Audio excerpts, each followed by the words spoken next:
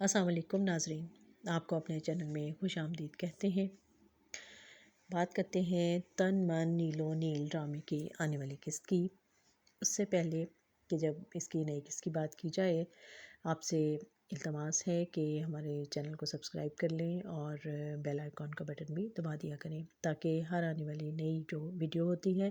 اس کا نوٹیفیکیشن آپ کو مل جائے۔ تن من نیل و نیل کی آنے والی قسط میں ہم دیکھیں گے کہ رابی کی ماں اس کو کہتی ہے کہ تم سونو کے گھر جا رہی ہو تو میں بھی تمہارے ساتھ چلوں گی اس کی ماں کو ملنے۔ اور پھر وہ سونو کے گھر آتی ہے اور سونو بڑا خوش ہوتا ہے، وہ اس کو دعائیں دیتی ہے اور پھر وہ جب اس کی ماں سے ملتی ہے اور اسے ساری باتیں کرتی ہے اور اس کے جانے کے بعد اس کی سونو کی ماں جو ہے وہ بہت دکھی اور روتی ہوئی نظر آتی ہے۔ اور مون جو ہے وہ جاتا ہے جیل میں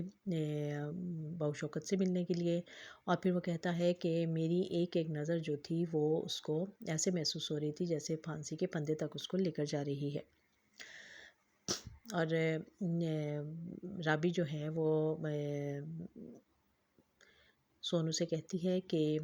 میں نے ایک ہمارے محلے میں ایک شادی ہو رہی ہے اور میں نے اس کے لیے فنکشن ایک پکڑ لیا ہے، میں نے اپنا اور تمہارے گروپ کا نام دے دیا ہے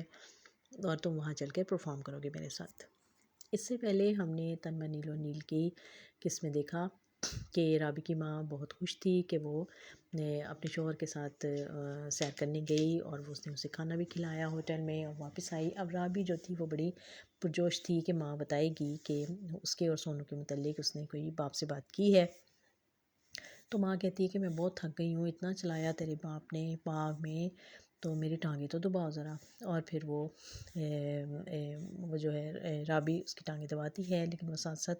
یہ بھی جاننا چاہتی ہے کہ کیا بات ہوئی ہے۔ تو ماں اس کو بتاتی ہے کہ تمہارا باپ جو ہے وہ سونو کے گھر گیا تھا، اس کی ماں سے مل کے آیا ہے، اور وہ سن کے بہت خوش ہوتی ہے اور کہتی ہے اچھا تو اور بتاؤ ماں اور کیا ہوا۔ تو اور وہ پھر ٹانگیں دباتی دباتی سو جاتی ہے۔ اور پھر رابی اپنی ماں کو یہ بھی بتاتی ہے کہ جو سونو کی جو پھپھو ہے، ابا اس کو جانتے ہیں اور ان کے گھر پر اس کا ایک بھلا لوگ بیٹا ہے اور ابا تو ہر مہینے اس کے گھر پہ راشن بھی پہنچاتے ہیں۔ ماں یہ سن کر بڑی سخت حیران ہوتی ہے، تو کہتی ہے تو پھر وہ سونو کی ماں کو بھی جانتے ہوں گے؟ تو وہ کہتی ہے نہیں، ایسا تو سونو نے کبھی نہیں بتایا۔ اور پھر جب وہ اپنے چھت پر بیٹھی ہوتی ہے تو اس کی جٹھانی جو ہے وہ آ جاتی ہے اس کے پاس اور اسے آ کے کہتی ہے کہ کل تو بڑی دیر سے آئی واپس۔ کہتی ہے ہاں بس دیر ہی ہو گئی تھی، بڑا سیر کی ہم نے اور پھر ہوٹل میں کھانا کھایا، آپ کے لیے بھی لے کے آئے ہیں ساتھ کھانا، میں ابھی دیتی ہوں فریج میں رکھا ہے۔ تو وہ کہتی ہے کہ ذرا دھیان رکھ اپنے شوہر کا کہ وہ سونو کے گھر رابی کے لیے ملنے نہیں گیا تھا، بلکہ سونو کی ماں جو ہے اس کو وہ پہلے سے جانتا ہے اور وہ تو اس کی پہلی پسند ہے۔ اور یہ تو ہمارے ساس سسر تھے کہ جنہوں نے رشتہ نہیں ہونے دیا تھا، ورنہ تو آج تمہاری جگہ وہ ناچنے والی بیٹھی ہوتی اور یا ناچ رہی ہوتی ہمارے سروں پر۔ تو سونو رابی کی ماں سن کے بڑی سخت حیران اور پریشان ہو جاتی ہے اور پھر وہ جاتی ہے اپنے شوہر کے پاس اور اس سے جا کے پوچھتی ہے، تو وہ پھر سارے راز جو ہے وہ اس کو بتا دیتا ہے اور کہتا ہے کہ میں تو ایک قاتل بھی ہوں اور میں اسی لیے خاموش رہتا تھا کیونکہ میں نے سونو کے باپ کو میں نے مار دیا تھا، کیونکہ میں نے اس کو فرح کو پسند کرتا تھا اور فرح نے جب شادی نہیں ہوئی اور اس کی شادی سونو کے باپ سے ہو گئی اور وہ بڑی خوش تھی اس کے ساتھ، تو مجھ سے یہ چیزیں برداشت نہیں ہوتی تھیں، تو میں نے ایک دن اس کو گاڑی سے کچل دیا اور پھر میں ڈر کے مارے ایک ہفتے کے بعد ہی دبئی چلا گیا، اور لیکن مجھے وہاں بھی قرار نہیں آیا، اور پھر میں جب وہاں سے 3 مہینے کے بعد واپس آیا، 3 سال کے بعد واپس آیا تو پتہ چلا کہ فرح اپنے بیٹے کو لے کر یہاں سے چلی گئی ہے، لیکن کہاں چلی گئی ہے مجھے کچھ پتہ نہیں چلا۔ اور پھر 5 سال کے بعد مجھے اس کی نند ملی اور میں اس کو کوئی اللہ کو خوش کرنے کے لیے میں کوئی اس کو راشن نہیں ڈال کے دیتا، بلکہ میں تو اپنا وہ کفارہ ادا کر رہا ہوں کہ جو میں نے اس کے بھائی کو مار ڈالا تھا، تو میں اس کے لیے اس کے گناہوں کا بوجھ، اپنے گناہوں کا بوجھ کم کرنے کے لیے میں یہ سب کر رہا ہوں۔ اب ماں کے لیے یہ چیزیں سب بہت تکلیف دہ ہیں اور بڑی پریشان ہے۔ وہ کہتی ہے کہ اب تم دونوں کی محبت، باپ بیٹی کی محبت جو ہے وہ میرے آڑے آ رہی ہے، اب بتاؤ میں کیا کروں؟ تو پھر وہ کہتا ہے کہ اب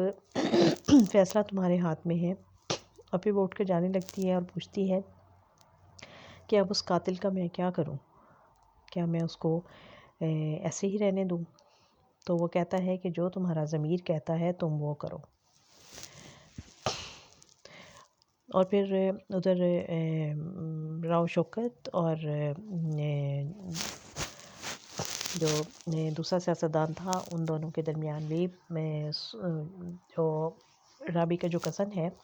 اس نے بھی ان دونوں کے ساتھ بڑا ڈرامہ کھیلا، کیونکہ جب اس کو پتہ چلا کہ وہ دونوں اس کے خلاف ڈرامہ کھیل رہے ہیں تو اس نے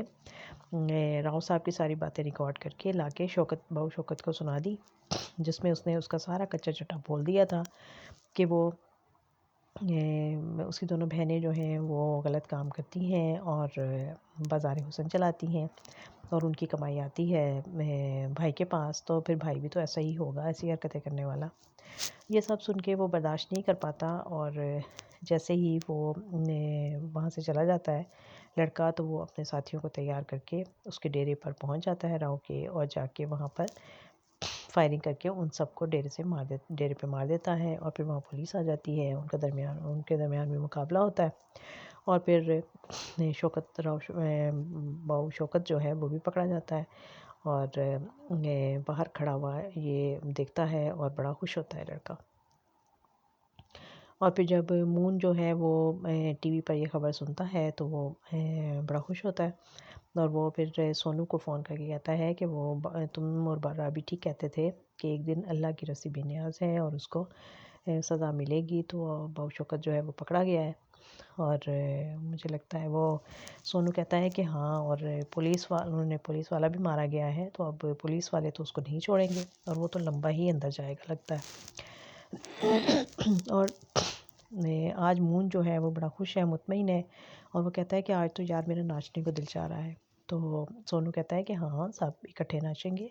میں رابی سے ملنے جا رہا ہوں اور پھر رات کو چھت پہ ملتے ہیں سب۔